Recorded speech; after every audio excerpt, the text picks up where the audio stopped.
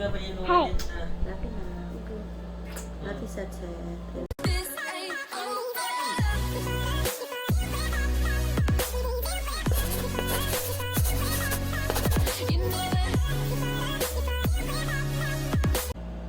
Hi everyone, my name is Japs. I am MissInformation.blog on Facebook, Instagram, and my blog. I'm glad to see you again today. For this video, I'm going to share with you the pros and cons of living in a condominium. You have requested for this topic a long time ago, and this is the first time that I'm going to share the pros and cons of living in a condo. So basically, we're living in a condo for 10 years now. We came from a small house in Cainta, and we were able to differentiate living in a house and a condo. We lived in our small house for like 5 years, and afterwards we transferred to a condo. Without further ado, let's start. First is less maintenance. So one of our problems at our small house is that we are maintaining it every quarter. We actually bought an old house, and when we stayed there, the house needed a lot of repair, and so maintenance is a must. There was a time that we had to leave the house because my dad had to renovate the house, and so from the roof to the gate and painting and all, they had to redo everything. As soon as we went back and we had a storm, and you know how Cainta is in terms of storm, once you're hit, your house is gonna be broken if your roof is not that good. So eventually the water came inside the house, and we saw that the renovation is not that successful. The roof is still not good enough for it to sustain or protect us from a strong storm. The wall is still not strong enough for the water to not go in.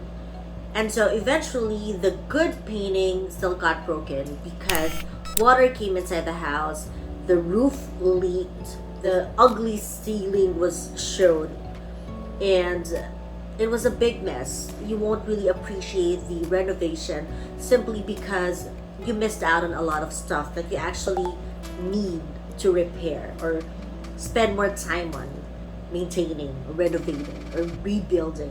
So it's a big maintenance thing that you have to redo over and over again. So our backyard is actually full of snakes and grass and trees.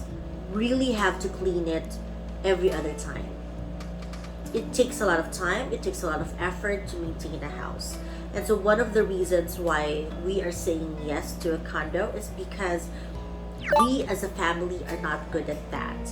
My husband is very busy, I'm not good at maintaining as well, and so a condo living needs less maintenance. In terms of maintenance, you actually don't have to worry because there are staff who will help you out in fixing the broken stuff here at home.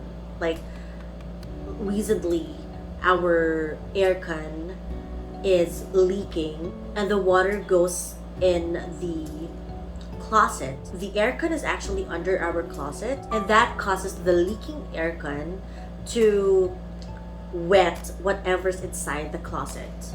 And we had to ask for the maintenance team to help us out in fixing the aircon. Actually, for the whole day, that's the only thing we had to take care of.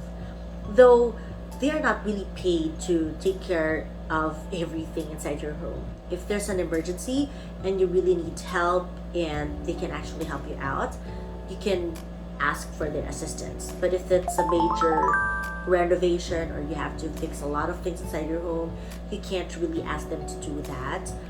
But if it's just something simple and it won't take their time, you can actually call them and ask for their help. And of course, I think you have to consider this as well.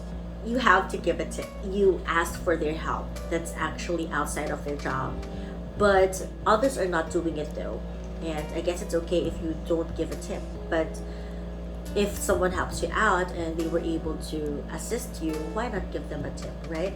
Because you don't have a roof and you don't have a gate to take care of or to maintain or renovate.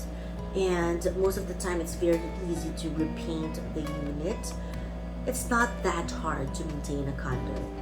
Number two, security. One of the problems we had living in a house is that even though we live in a subdivision, we are actually close in a community of informal settlers. And so a lot of our neighbors had problems with thieves. May it be an issue of stealing their plants or their fruits, their clothes as well. You don't feel safe. Aside from that, whenever you need a guard and you call the subdivision's guard, they won't really be around to check on you. We did not feel safe and secure in a subdivision. There's a part of our streets wherein there are no lights. Like if the certain street did not pay for their monthly dues, they won't have a street light. I did not feel safe in a subdivision, aside from the fact that there are thieves roaming around and the fact that there are snakes, big snakes, different kinds, different sizes, that actually crawl on our ceiling. And they're so big that whenever we look at our ceiling, we're so scared because the ceiling goes down. Like there's a weight on the ceiling whenever they crawl. It came to a point that we have to put a plastic cover on the ceiling just so we can be sure that in case the snake falls, we're at least protected at some point, or we have a time to run out. Eventually, we just got so sick of it that it's one of the reasons why we actually left our house. The good thing about living in a condo is that you have a guard at the main gate and then a guard within your lobby. And before someone can actually go in, there are CCTV cameras, and also you have to log in. There's a certain time. Also, there is an intercom where the guard will inform you who's in the lobby area before they actually go in. And so it's not that easy for someone to go in or stalk you or check on you, because you have to go through a lot of people from the main gate to the main lobby. At the same time, you feel secure because in one floor, you only have few neighbors. And because most of the people who live in the condo are usually from the middle and upper class, chances are most of you follow instructions, most of you won't attempt to steal somebody else's stuff. Though I'm not saying that it's impossible for a condo or a community to not have any thieves. In my 10 years of living here, I never encountered any thieves at all. So I guess that's one good thing as well. Next pro in living in a condo is amenities. It's funny because when we transferred here in our condo, we're supposed to like to swim or to go to the playground or use the gym, but we ended up not using these amenities. I have reasons though. So here in our condo, we have a gym, but at first it was free, but now you have to pay for it monthly. And then we have a pool. Only the homeowners are allowed to swim. You have to log in and put your name. There's a band that you have to put on whenever you swim. And before, when we bought the unit, it's not like that. Even guests can actually swim with us and it's okay. It's not an issue. And then we have playground. It's air conditioned as well. It's okay. No problem until now. But I guess we can't use it because of the pandemic. Free Wi-Fi and also a garden. Eventually, while living in a condo, we ended up not using the amenities. Well, playground, because eventually a lot of kids are also playing there and we also got busy. We can't really go down. And then second, gym. One problem we had at the gym is because it's quite crowded. That caused them to ask for a fee later on. And then for the pool, we stopped swimming because of the crowd. So I guess if your reason for having a condo is because of the amenities, and if you're not that strict or not that particular in going with the crowd or enjoying the amenities with the crowd, then it's okay. We bought a condo thinking that we will enjoy these amenities, and we're living in a hotel like community. But later on, we weren't able to enjoy these amenities because of the crowd, less time to actually go and enjoy these things. Our pool area is very windy and breezy. It's not that advisable for you to swim because the wind is really cold. So technically, this could be a pro for you, but not for me anymore because I don't consider the amenities something useful for me, especially this pandemic. We have a cage here in our building, but we aren't actually using it. We're just trying to stay within the unit. There are also some amenities that we actually enjoy to use, like the videoke room. That's actually cheaper than most of the videoke rentals outside. And we also have like a place where you can have a party, like your own debut or any party that you want. And it's also cheaper than usual if you're a unit owner. And of course, we have the elevators, some activities here, like if it's Thanksgiving or there's a trick or treat or any events pre-pandemic. So we also enjoy that, and we also pay for those activities for our kids. So there are a lot of things. And I remember there was a time that we paid to join in selling in the mini changke in our community. I remember me and my mom were selling food and tons of stuff in the pool area, and it was so much fun because most of the people there were really supportive. They were buying, and that's also a way for us to connect and engage with our neighbors. Before we decide to live in a condo, we actually prefer buying a house again.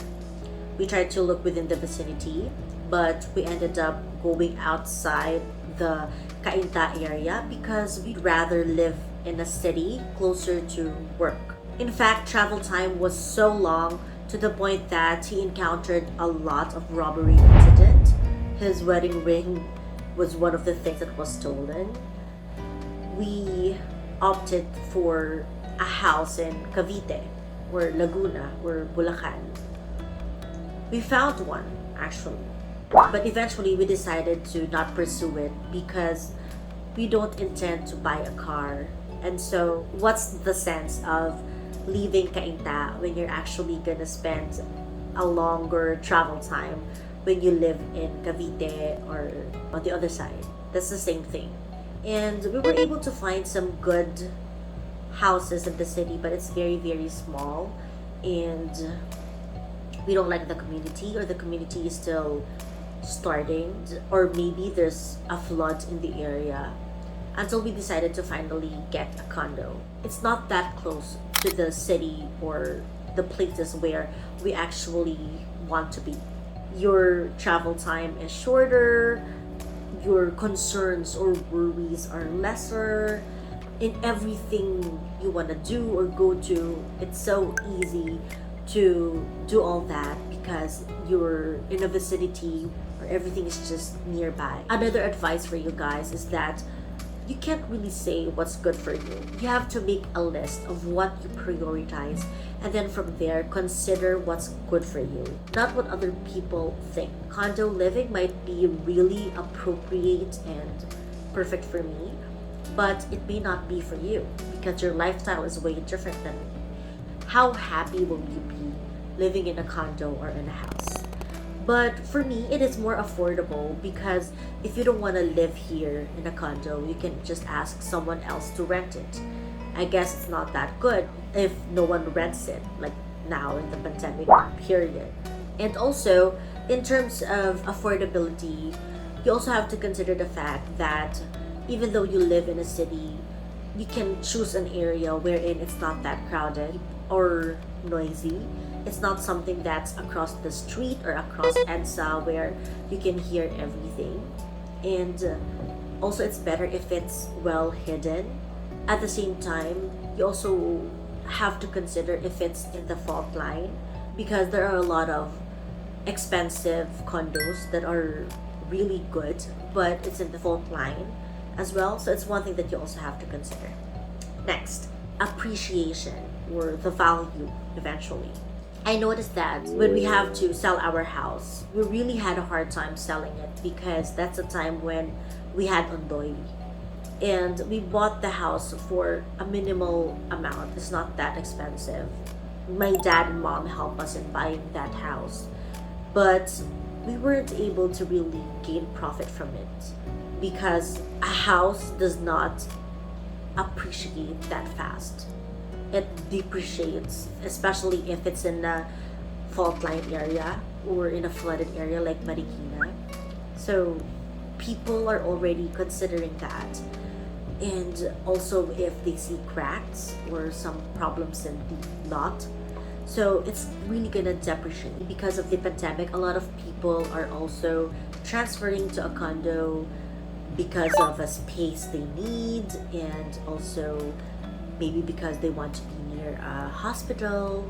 And that's also one pro that's included in my list, and that is proximity to city life. So why do we need to be near the city life?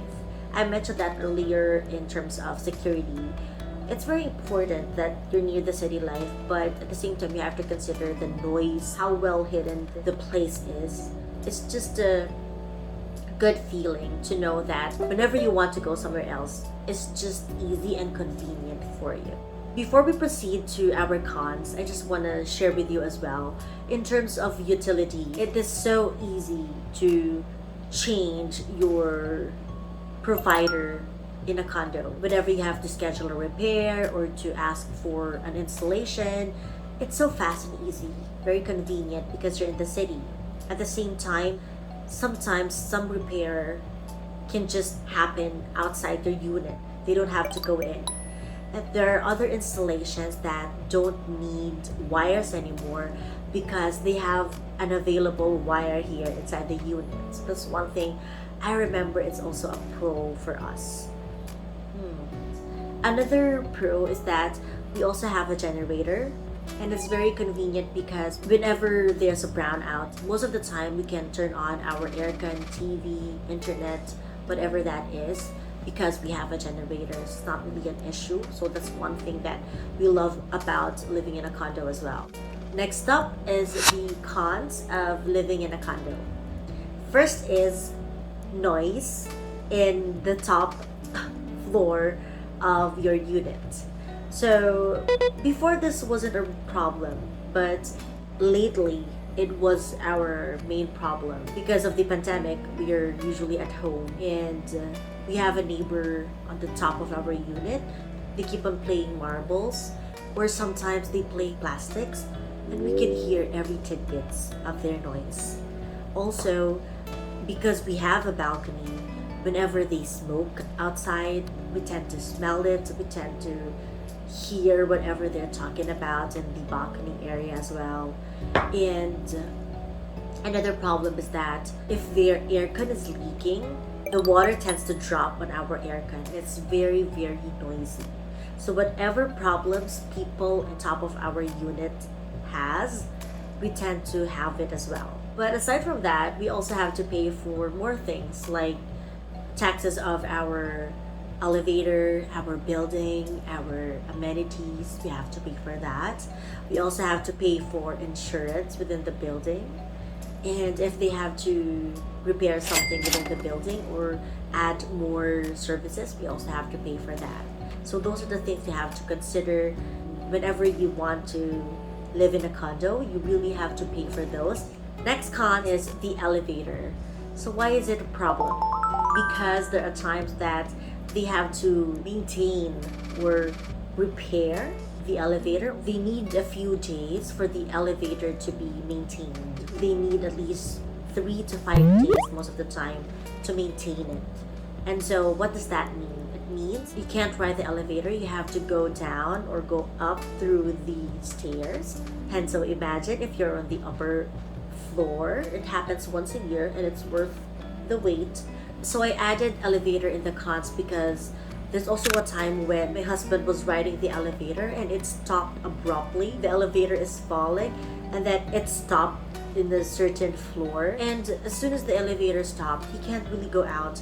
So my husband has to call the guard to open the elevator door, because if he does it on his own, what if the elevator goes down again and he happens to still hold the door, or he happens to still on his way to go out of the elevator and then it goes down, then he might fall, I don't know.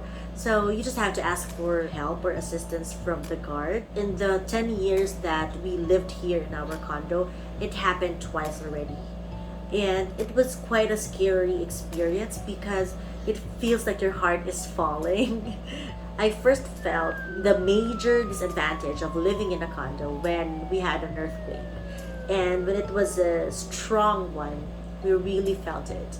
Around 2019 is the first time I really remember the feeling is like this. The building was swaying up and down. And it feels so scary because you will really feel dizzy, and at the same time it feels like it doesn't want to stop. And it's so scary because we can't go down because the elevator has to be turned off. Then around 2020 we had two strong earthquakes as well, around December, Christmas time, and around May, Mother's Day. We were also awake when it happened. And the first one around Mother's Day is like this. But the one in Christmas time of 2020, it was really long and it's like this.